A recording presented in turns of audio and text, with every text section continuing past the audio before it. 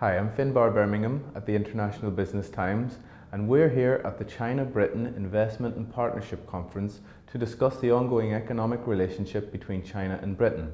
I'm joined by Dr. Gerard Lyons, the Chief Economic Advisor to the Mayor of London, to discuss the ongoing economic relationship between China and Britain. Dr. Lyons, you're quite bullish on the global economy.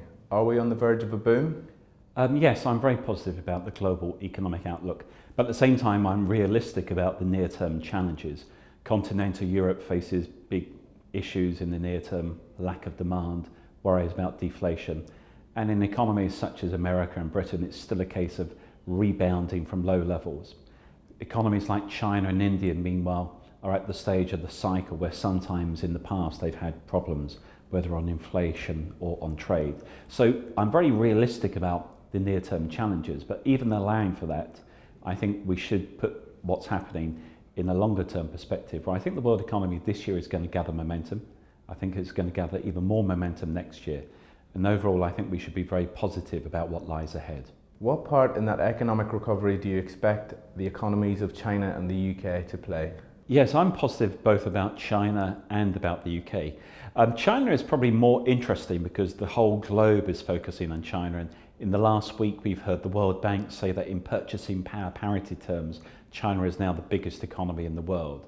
But of course, when we look at China in terms of income per head, it's sort of on the par with somewhere like the Dominican Republic. So we shouldn't over-egg the case in terms of China. We have to recognise that income levels are still very low. But at the same time, we have to recognise the upside potential for China is phenomenal.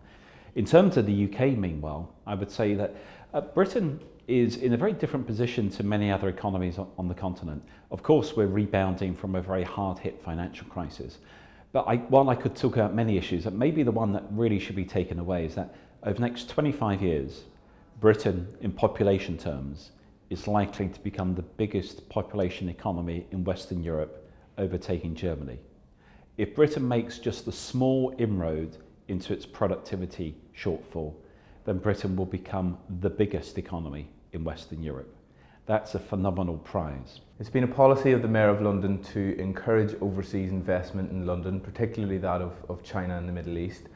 Is that something you expect to continue going forward? London and the UK are sort of very open for business. And the London economy and the UK economy have really benefited from that inward investment.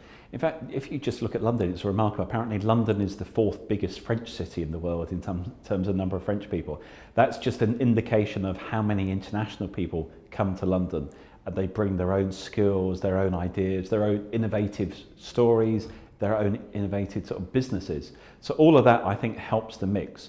But international investment is really important. There are fears that this inward investment from China, from the Middle East, from Russia is overheating the property market. Are these fears valid, and what steps can be taken to eradicate this?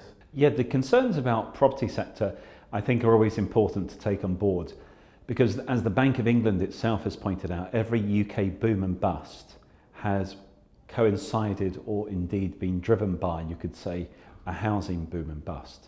So housing has played a very important role in some of the upturns and certainly in the downturns in the UK. But is this overseas investment driving property prices up? Foreign buying has been very much at the high end, more in the centre. Now, of course, there, if you have local supply and global demand, in answer to your question, yes, that inflates the price.